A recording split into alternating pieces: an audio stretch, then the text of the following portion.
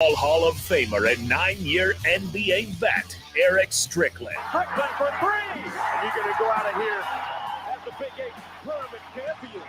93.7 The Ticket veteran and Bill Callahan fan club president, Jake Bakoven. I love Billy's team. Coming at you live from the Coppel Chevrolet GMC studios in the heart of Lincoln, America. On air and online at theticketfm.com. Sponsored by the Mercado by Certified Piedmontese. This is On the Block with Strick and Bach. Hold up.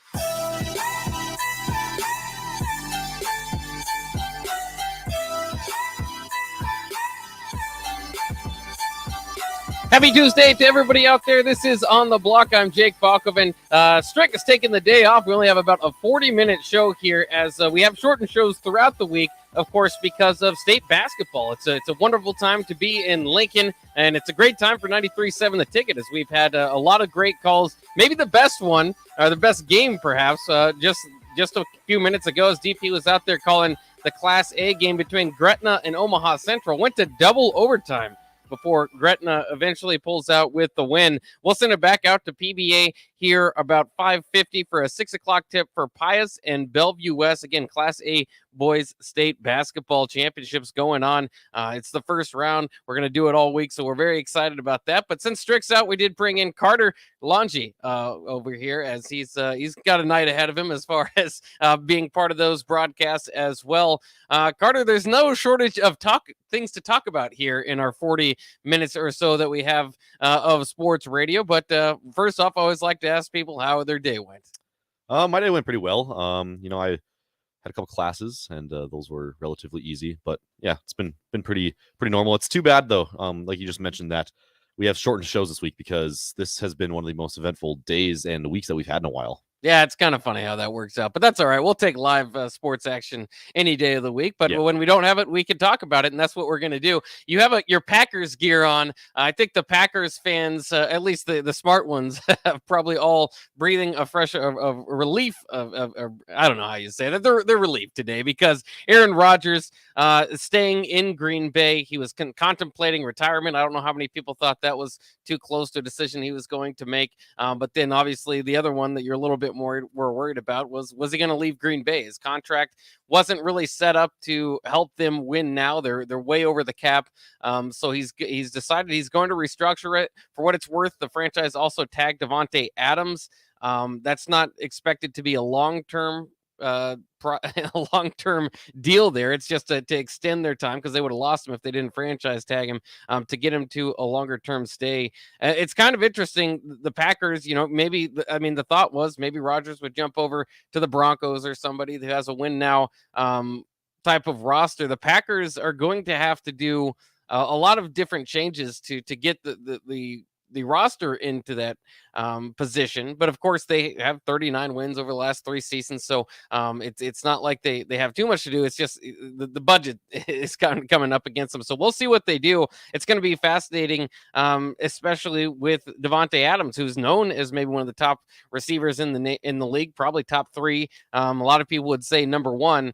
But this past season, he got paid like the 17th best wide receiver. Yeah. He wants number 1 money. That'd be, of course, close to $27 million. And I don't know if they're going to do that. It sounds like the Packers want him to be closer to $20 million to kind of work on what they can work around him with. So there's still drama, I suppose, up there near the frozen tundra, but the biggest thing is you keep Rodgers and work toward staying competitive, because if they would have dumped Rodgers, you're looking at a rebuild. Yeah, I think that bringing back Rodgers was the right decision. I think any Packers fan who tried to tell you that they were okay with Aaron Rodgers leaving was just lying to themselves. I mean, I was in the boat where I wouldn't have had like a meltdown by any means if Aaron Rodgers had left. Jordan Love, I think, is still going to be a decent quarterback one day. But he's the back-to-back MVP. Like there's absolutely no reason why you wouldn't want him on your team. And I'm glad that he's back. Hopefully that they'll get some type of contract worked out here where it kind of helps the cap space. It's gonna restructure and be better no matter what. But I know that he's already said on his own personal Twitter that the initially reported 4-year, $200 million one isn't his actual deal. So we'll see what happens there. Of course, with Aaron Rodgers, there has to be erroneous reports around it. I mean, that wouldn't just be breaking news if you didn't have a little bit of that. But it's fascinating, like you said. Now, 4-time MVP, back-to-back MVP. You can I mean, he hasn't had the best success in the playoffs. Of course, there's been talk throughout his career about not getting enough help. The GM did get Randy Greger, that'd be nice, but Randall Cobb, and then on the other side, Whitney Mercilus. So I mean, they've been doing a little bit better, I think, as of late, and maybe that was part of the process in Rodgers saying, okay, I see some of what they can do with a cap if we open it up a little bit more. Like you said, his salary is expected to lower a little bit for the 2022 season so that they can work with that cap space a little bit. But the biggest deal is that it will give him a few more years, probably getting clarity for him going into his 40s, as he is 38 years old. He wanted to play into his 40s. He's has said before how much he likes the Packers, but didn't want to give up his leverage. So clearly there's been a little bit of maneuvering around in that space. But it took a while for me to bite to is Aaron Rodgers going to go here or there? One, it's hard to see him in another jersey, right? But I mean, that happens with guys all the time. Again, we'll get to Russell Wilson. You'll be seeing him in a new jersey, and he's been in the same one, obviously, since he's been drafted to the Seahawks. But so, I mean, that's always possible. But the biggest thing is there's just so much drama around Aaron Rodgers on a yearly basis. This is his last year. How upset is he with the organization this year? Is he vaccinated? All that stuff. And he's so I never quite bit on it too much. It seemed like this is where he wanted to be. He had those Instagram posts where he was basically thanking everybody in the organization. That might have been a little bit scary. But either way, Aaron Rodgers is coming back. Now the move, I think, goes toward Davante Adams. It's going to be tough to do that. He had a career year last year, 123 catches, 1,553 yards, both franchise records. Only player in NFL history with 3 seasons of 110 plus receptions, 1,350 plus receiving yards, and 11 plus receiving touchdowns. So he's definitely one of the best wide receivers in the league. I think Cooper Kupp is maybe taking his spot as the top one, at least temporarily. But I mean, if you're looking at over the last 3 years, you'd probably go still with Davante Adams. Again, his pay scale not very high according to his production. So there's still, I don't know how they're going to do this. Financials are kind of tough to dive into, but I don't know if they're going to have a whole lot of room. Maybe Rodgers taking less money is going to just allow them to keep Davante Adams. You still have all those other problems that you have on the roster. But for what it's worth, the Packers did franchise tag. It was their first one since 2010. I know a lot of people who play Madden feel like everybody franchises tags every year. It's not always very beneficial. It's just kind of one of those situations because the franchise tag does put more on the salary for that team for that year. It's a bigger deal than what normally would be for a player. It just kind of guarantees that you can go over the cap that much with that player. So we'll see how it kind of works out. But again, the idea is to give him an extension. You see Jordan Love sticking in Green Bay. I mean, that could be the new deal for the Packers. And I don't know, it's not going to shed too much salary in that space, but I think if you have Rodgers around for 3 more years or whatever the plan is, maybe this is just a 1-year extension. But again, the idea is to kind of give him some clarity on what he's doing the next few years. Jordan Love's probably not a guy that's going to stick around for 5 years to wait to take that spot, or at least you wouldn't want him to. Maybe they will, but there's a lot of teams around the league that still need a quarterback. So that's something to pay close attention to. Would you like the Packers to hold on to him, or do you think that it's time to move off him? The Patriots did this for years with Tom Brady. They had their kind of backup there. They never drafted a guy in the first round, so it's a bit of a different route, right? But it's just been kind of weird because the Patriots did it for years. They always had a backup, and then when Brady left them, they didn't have a backup. So the Packers at least still have a plan in place. But if it looks like Rodgers is going for the next few years, I would be surprised to see Love stick around for a few years with the Packers. Yeah, I think if the new deal ends up being 3 or more, there's absolutely no way that he can stay there. Even 2 is pushing it, to be honest. I mean, he's already been there for a couple of years now, and it's like not even just as the Packers. You got to think about this guy as like a person. Like he wants to get his NFL career started at some point. He wants to play. Yeah. So I don't know. See what kind of compensation you can get for him. I guess I think if you can get a 3rd round pick or better, I'd say you probably move on from him, but I don't know what to see. And then back to the Packers cap issues. I'm not really sure how they're gonna maneuver that. Hopefully, sometimes you see teams when their star quarterback takes a pay cut, other guys, decide that they can do it as well. But they still got a lot of guys to play. I know Bakhtiari, Aaron Jones, and blanking on the third person. I don't know. A few guys have already taken pay cuts though and restructured a little bit. So I think they're helping out a little bit there. One I'm kind of worried about is Rasul Douglas because he had a huge year and he's on a 1-year contract, so he might be looking for some more money, but we'll see. Yeah, I don't think they'll be as fully loaded, which is interesting. But the bigger part of it is they're a team that's competed there. They've been there again, 13 wins over the last 3 seasons in each season, I believe. It's just about shrinking in the playoffs, which has been a problem. But that's not something you can work on right now. I mean, obviously you will hope to see that get better and improve. But for the most part, you have the best quarterback in the league, potentially. I mean, right up there, maybe one of the best, most talented ones of all time, with one of the best wide receivers in the league. So, yeah, you can't have everything if you're the Packers, but that's a pretty good duo to start with. Of course, the other big news today, Russell Wilson traded to the Broncos along with a 4th-round pick. The Broncos, in return, get Drew Lock and Noah Fant, but and Shelby Harris, a defensive lineman. Bigger deal, probably 2 first-round picks, 2 second-round picks, and a 5th-round pick. Do you think this is enough for the Seahawks? A lot of people are saying this is not a very even trade. Yeah, so when I first saw it earlier, Noah Fant was initially not reported to be a part of the package, and at that time I thought it was a really bad trade.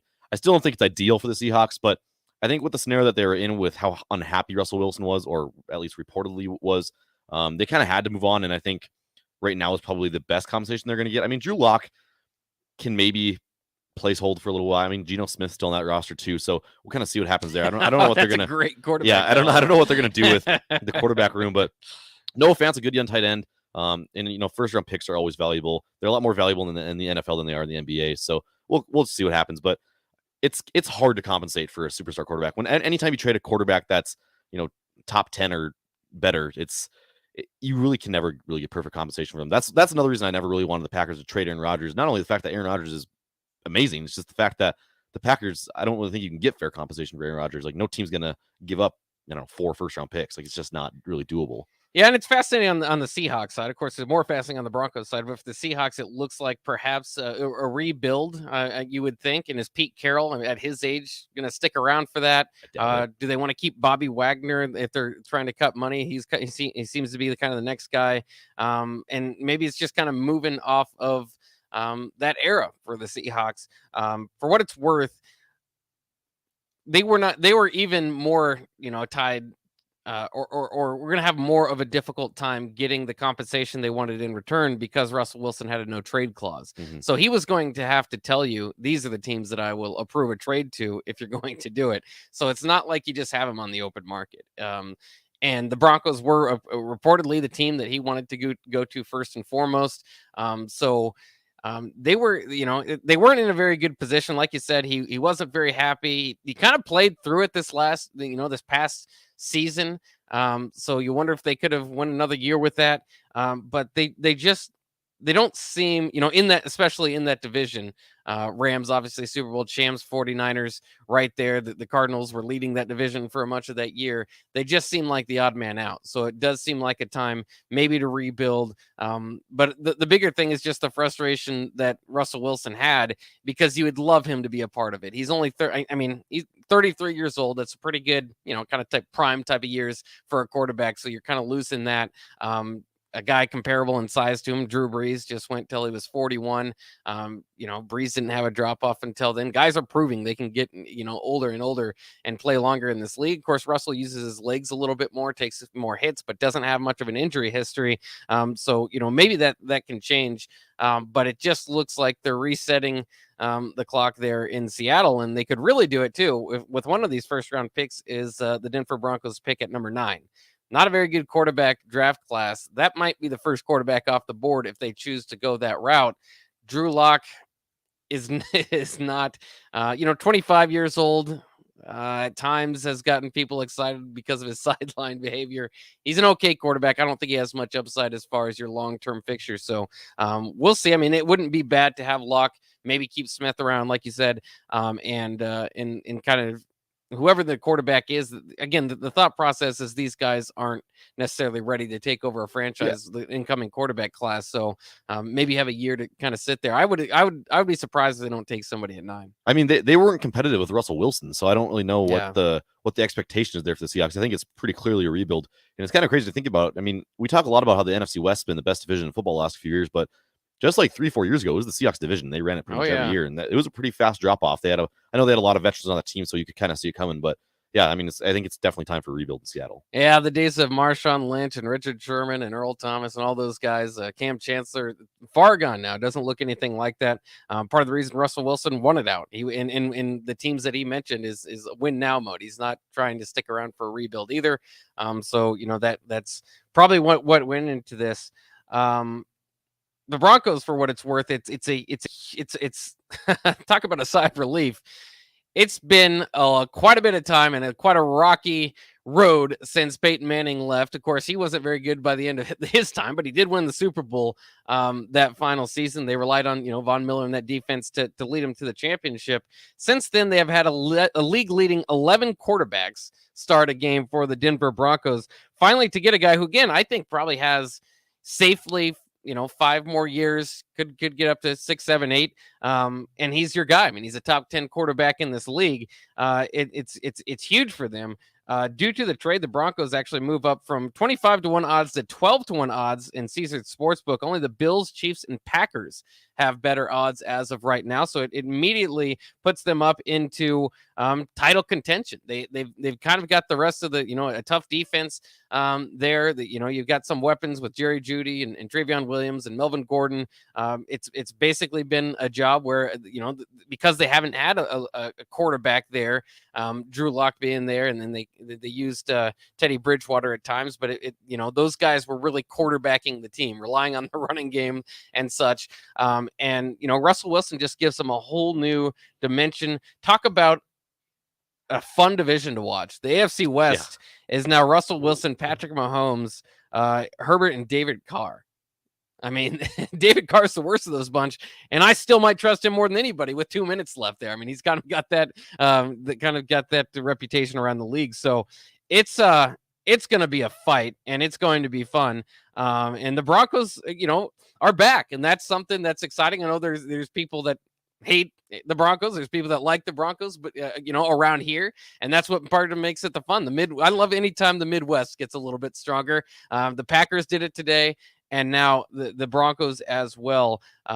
Where do you see them as far as title contenders with Russell Wilson? That immediately, in my mind, and in the sports books' mind, puts them right up there.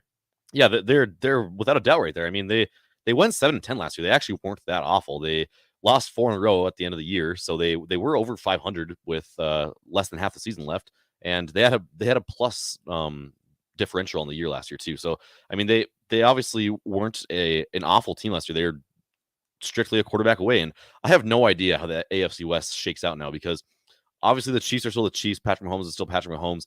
I really like Justin Herbert and the Chargers. I always have. I've always been a very big supporter of Herbert. I'm one of the few, I think, that's still on the boat that he's better than Burrow, but we won't really get into that. But I have no idea how the AFC West stacks up now. I guess the Raiders probably end up 4th in my book, and that is crazy to think about, because they still have a very good team there as well. So that's going to be one of the most interesting divisions in football. It might be the best division in football now. It's between the two Wests, so it's going to be another fun year in the NFL. Oh yeah, it is. And again, those battles between Wilson and Mahomes will be great. That Denver Kansas City rivalry is already really good. Mm-hmm. But it challenges. It's going to be a lot more challenging, and it'll be interesting to see the effect on Mahomes over the next several seasons. To have that type of game, you got to go twice a year. For what it's worth, also, I believe the Broncos go to the Seahawks this year as well. So that would be interesting. Again, maybe a little bit more so if the Seahawks look like they're going to be a contender, but they have a fervent fan base, so we'll see kind of what that looks like. And again, now it looks like with the Seahawks, maybe resetting their clock as far as trying to be competitive. You wonder what's going to happen with Bobby Wagner. He's kind of the last of the old old timers there that kind of helped lead him to the titles there. It's also interesting because this is a big move as far as dead money. It's actually the second biggest dead money move in NFL history. The Seahawks will save $11 million in cap space, but will take on $26 million in dead money by trading Wilson. It's the second most, again, ever incurred in the NFL, trailing only the $33.8 million the Eagles aid with the Carson Wentz trade. Yeah, the Carson Wentz trade, I think, still is a tough one for the Eagles to look back on. But yeah, the Seahawks, even though they have to eat this money, I think it's still worth it. Just you got to get Russell Wilson out of there, and like you said, they still free up cap space. You know, there's a big difference between cap space and dead money. So yeah, you know, that's definitely going to help them out though more in terms of building this team. Yeah, just fascinating day in the NFL. For what it's worth, one more note in the NFL: Kyler Murray brings back his Instagram post with the Cardinals. So, does he? Maybe things are getting a little bit better in that relationship. It sounds like they're going to have to figure out that contract before training camp, or he's probably going to be a holdout. Yeah, the Arizona Cardinals almost seem like just like an elementary school classroom to me. Like the Cliff Kingsbury is a young coach who has, I don't know, his issues. Kyler Murray, you know, has his issues, and it's just, I don't know. It seems like they're just kind of in a little contest with each other to see who can make each other angrier. It's like trying to make your younger sibling more mad than they can make you. I don't know. It's a weird situation, but the Cardinals are crazy if they don't try and figure out a way to make Kyler Murray happy, because again, he's probably a top 10 quarterback in the NFL, at least top 12, depending on who you asked. Yeah, and certainly when he's hot. Yeah, when he's hot, he's one of the best in the league. So yeah, you got to keep him around there. I mean, you guys are a playoff team, and you nearly won the division with the Super Bowl champs in there. So yeah, Kyler Murray's got to stick around, figure it out, Cardinals. Yeah, and it might be he's immature and all that stuff that the Cardinals were leaking out, but that was ugly. Don't do that as a franchise. You don't start pointing fingers about why the contract's going to last a little bit longer. He's your guy. You don't have franchise quarterbacks. When you have, they're on the back end of their careers with Kurt Warner and Carson Palmer. I mean, since then, you'd have to think like a young Jake Plummer might be the best asset they've had other than Kyler Murray. So, you know, Josh Rosen had some flashes. Josh Rosen, they gave up after 1 year. And so, I mean, that's what's interesting is they gave up on their coach after 1 year, their quarterback after 1 year to get these guys in, Kingsbury and Murray, and they've had pretty good results. It's just that back half of the season is when their meltdown begins. So I don't know. It might be one more year before they decide to change it up with those guys. And, you know, I would think, at least in my opinion, the idea would be to move off of Cliff Kingsbury. They did just give him an extension, but if they go 10-6 next year again with 4 losses down the stretch in a first round playoff exit, it's too many times that it's been happening now for the Cardinals in back-to-back seasons. The third one might get them to do some change there, but we'll see. Just fascinating stuff in the NFL. Also fascinating today was college basketball in the Big Ten. The awards were handed out. Where was Bryce McGowens? Did he get Freshman of the Year? Also, women's basketball on BTN, the growth rate has been very impressive. And it's all due to you, Husker fans. So we'll talk about that next year on The Block. We'll be right back on 93.7 The Ticket. I was in the middle of the Atlantic Ocean when it happened. There was a sudden jolt, and our submarine crashed on the seafloor. We were in total darkness. That's Dr. Dejana Figueroa, a marine biologist and STEM teacher, talking about a deep sea dive she'll never forget. It's funny. When I was a kid, I was afraid of the ocean. And there I was, 2 miles below the surface. But as a scientist, you prepare for that. Using our training and a little creativity, we fixed the sub and finished our experiments. The dive was just too important. Every dive gives us glimpses at things few people ever get to see. Glowing creatures, fiery undersea volcanoes. When we got back to the surface, I kissed the ground and called my mom, of course. But you know what? I wouldn't trade that dive for anything. Dr. Figueroa uses her passion for STEM to discover new things and make the world a better place. She can STEM, so can you. Check out She Can STEM for more stories and inspiration. A message from the Ad Council. There's not many things worse than having plumbing issues at your home or business, but it's even worse if the problem isn't fixed correctly. Select Plumbing gets it right the first time, and they specialize in several things: general plumbing, water heaters, faucet and fixture repair, underground sewer and water repairs, backflow testing, and more. Keep your property free from leaks and other issues. Call today for a free estimate at 402-560-6197. Plus, they're hiring service plumbers. Contact Select Plumbing to inquire at 402-560-6197. Are you ready for $0 cost individual employee health insurance? How about company paid life insurance for you and your family? What about on-the-job paid training? Become part of the Landmark difference today. Join Landmark Implement, your local John Deere dealer, at our upcoming career fairs. Chat one-on-one with our team to hear what it's really like to work with us. Career fairs will be held at Landmark locations. March 8th in Lexington, March 10th in Kearney, March 22nd in Beatrice, and March 24th in Hastings. See more details at www.landmark.careers. Water heater gone? Call Bryant. The price you're quoted is the price you'll pay. And in most cases, same-day replacement. Bryant Air Conditioning, Heating, Electrical, and Plumbing. 467-1111. Hi, Sean Callahan here for Coppell Chevrolet GMC. And things have obviously been pretty challenging lately with new vehicles, with all the microchip and supply chain issues, but things continue to loosen up as Coppell gets more and more new vehicles in each and every week. We've had many customers also custom order their vehicles. So if you don't see what you want in our current inventory, we can put an order in to get exactly what you want. So go online, reserve your new vehicle at CoppellCars.com. You'll be glad you did. Work, laundry, dishes. I was exhausted. I needed a vacation, but finding a way to pay for it, not so easy. Then I found it. A research study at Solarion. I searched the studies and found a perfect match for me. It was so easy. I earned cash for the study and booked that vacation. Plus, I made an impact on medical research. Find a study and sign up today at helpresearch.com. You should consider the risks of the research before you agree to participate. 93.7 The Ticket, Fox, KFXL weather. Brought to you by Bryant Air Conditioning, Heating, Electrical, and Plumbing. Mostly sunny skies and a warmer day on the way for our Tuesday, topping out at 51 with a southwest wind at around 10 to 15.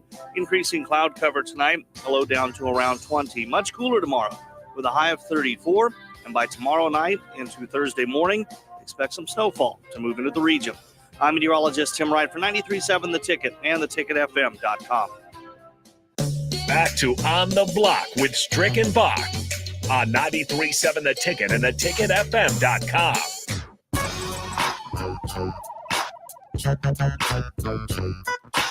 We're back on the block here for just a few minutes before we send it back out to Pinnacle Bank Arena. Nick Stainer will be on the call for Bellevue West in Pius. Tip-off is set for about 6 o'clock, so we'll send it out there here about 5:50 and get a little bit of a pregame show for you guys. But we're rounding out things here on the block. Myself, Jake Bakoven, in with Carter Longy, and let's talk some basketball. Let's talk some college basketball, of course, before we send you out to high school basketball, because a lot of the awards were handed out today. In fact, all of them in the Big Ten. So a lot the questions that we've been debating, we got answered today. Unfortunately, not all the answers that we wanted to get. Player of the Year goes to Johnny Davis of Wisconsin. Of course, Wisconsin, the co-Big Ten champs, along with Illinois. Did you like that pick? I personally probably would have voted for Keegan Murray of Iowa. I thought Johnny Davis was fine. Keegan Murray was obviously right there. You can make an argument for Kobe Coburn too, I guess. But yeah. I think Johnny Davis was an okay pick. The Player of the Year, I don't know, debate for me wasn't really that big of a deal. I didn't really have much invested in it, and right. But it was interesting because could have went Jaden Ivey. There's just like a lot of guys to go with. Yeah, I think any of the 4 of the 5 first teamers, I think you probably could have gone with any of them. Yeah. I'd say the only one that you couldn't go with is EJ Liddell. I don't think he was good enough this season. But yeah, again, Johnny Davis, I don't have much problem with it because he deserved it just as much as the other guys, I think. And he's still he still could be a player for a National Player of the Year too. So we'll see what happens there. But yeah, it's kind of interesting. You could have the case where Johnny Davis wins Player of the Year in the Big Ten, and one of the other Big Ten players wins National Player of the Year. Oh, yeah, that's definitely possible. We'll see if that happens. Coach of the Year goes to Greg Gard. I don't think there's too much debate there. Obviously, his team was picked 10th going into the season. You've probably heard about that, and ended up being the co-champions. Defensive Player of the Year goes to Caleb McConnell of Rutgers. Sixth Man of the Year goes to Travion Williams of Purdue, which he had to take he dropped a lot of his minutes and even his scoring production this year with Jaden Ivey's rise. So, that's a deep team. So that was very well deserved from Travion Williams. Freshman of the Year, of course, would go to Bryce McGowens because he's won Freshman of the Week 8 times, but it didn't. It actually went to Malachi Branham of Ohio State, who played Nebraska, put up 35 on him the first time out. But I thought Bryce did enough with beating Ohio State, put up 25 against them the second time around, got the win. but still went with Malachi Branham. It certainly seems like that's leaning toward more of the team award type of thing because Ohio State's competitive going to the NCAA tournament. For what it's worth, Branham's not just like their third or fourth option. He's their second one now. I mean, he's really good. Going to be a pick, projected to be picked right around where Bryce McGowens is in the NBA draft. So no shame in losing to Malachi Branham. It just seems like Bryce won the award every other week or more than that. So I thought he was a shoo-in, especially how they beat Ohio State late, but they went the other way with it. Yeah, give Malachi Branham a good season, like whatever, but I don't understand how Bryce McGowens didn't win this award. Again, he won the Big Ten Freshman of the Week 8 times to Branham's 3. Like that, I feel like that alone like just shows you that he was been just much better all year long. And I think Bryce McGowens also probably would have, some people make the argument that Branham was more efficient or, he played on a better team. Well, he played with a first team all Big Ten player in EJ Liddell. He had quite a bit of help along with him. So yeah. I don't know. I obviously we're Nebraska fans and we're probably maybe a little biased, but I think a lot of the Big Ten community probably agrees that this should have been Bryce McGowens' award. I think it's even a bigger deal too, where Branham scored over 30 and they beat Nebraska the first time, but the second time McGowens outscored him. He had 26 and knocked them off as we came in as the last team in the Big Ten. They were ranked 23 in the nation. And we knocked him off, and he pretty much won the game for us. So, I really think that Bryce McGowens deserved the award, and it's unfortunate that he didn't win it. But Malachi Branham had a good year, too, and I guess he deserves some recognition. Yeah, and you think, too, there maybe, that stretch down the end, you thought Nebraska, that would kind of push him into, okay, it's not a winless team. It's not a one-win team. Yeah, they're not great, but, that's it's not necessarily a team award again for the freshman of the year. I thought that would have just propelled him in for the win, but who knows? Maybe beating Wisconsin without him took away some votes. Who knows how that goes? But anyway, also first team, like you said, you could have named the first team probably midway through Big Ten play. It was evident these guys, because they're all going up for national awards. And so it was pretty evident what it was going to be. But for what it's worth, Kofi Coburn, Keegan Murray, EJ Liddell, Jaden Ivey, and Johnny Davis all on the first team. Second team goes to Trent Frazier of Illinois, Trace Jackson Davis of Indiana, Hunter Dickinson of Michigan, Zach Edey of Purdue, Ron Harper Jr. of Rutgers, and Brad Davison of Wisconsin. Yes, there are 6 on a 5-man team. I think they might have split votes there. Third team has also 6. Alfonso Plummer of Illinois, Gabe Brown of Michigan State, Malachi Branham, who we mentioned, of Ohio State, Travion Williams, the 6th man of the year, and Geo Baker from Rutgers, and there's Bryce McGowens. So he gets third team recognition. And that's, I suppose, a little bit of, that feels a little bit better, right? If you're a Nebraska fan, if you're a Bryce McGowens fan, at least he gets recognized by the Big Ten, but he still should have won freshman of the year. Yeah, he should have been the freshman of the year. So some people brought up the fact that, even though Nebraska was really bad, they thought maybe Alonzo Verge could have gotten not an honorable mention. Do you think he deserved that? Just an honorable mention, probably. He had some good numbers. The problem was with Verge is maybe, I'm sure it wasn't a secret. He always had good numbers, but it was a question of whether those numbers were helping the team out or hurting the team. Of course, by the end, if you watch the stretch, a big difference in that stretch has been Verge's play. He's just been playing out of his mind lately.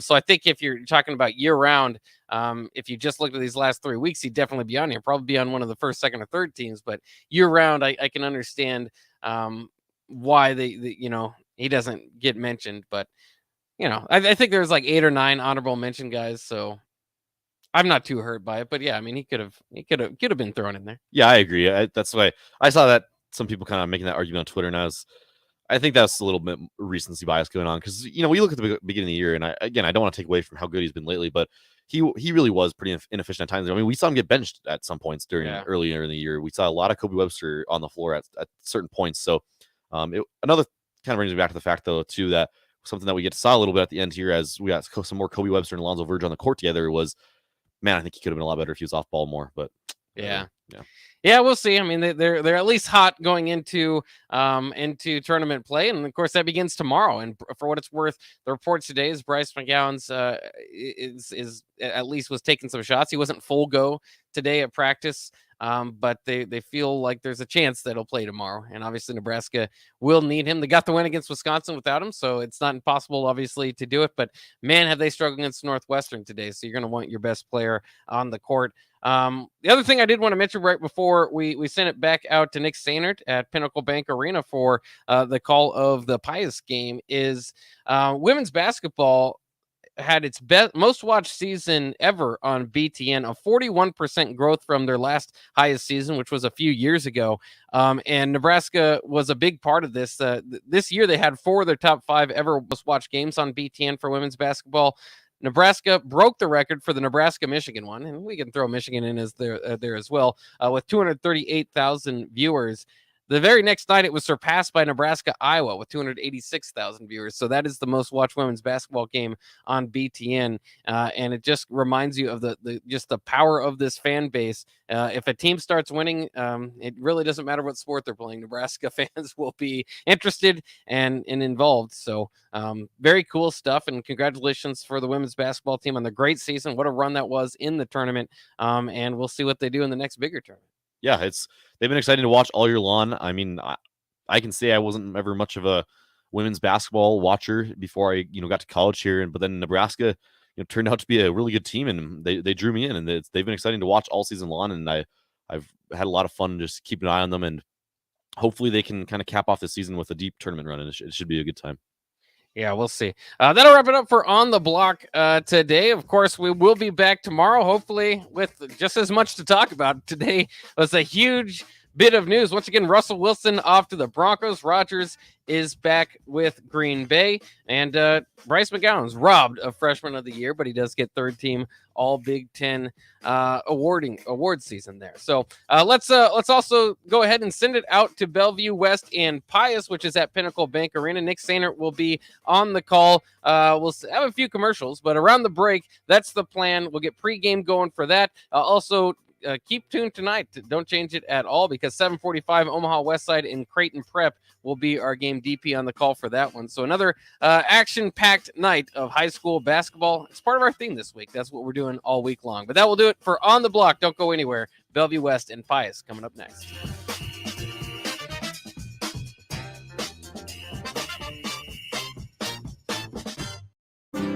Shopping for insurance can be a tedious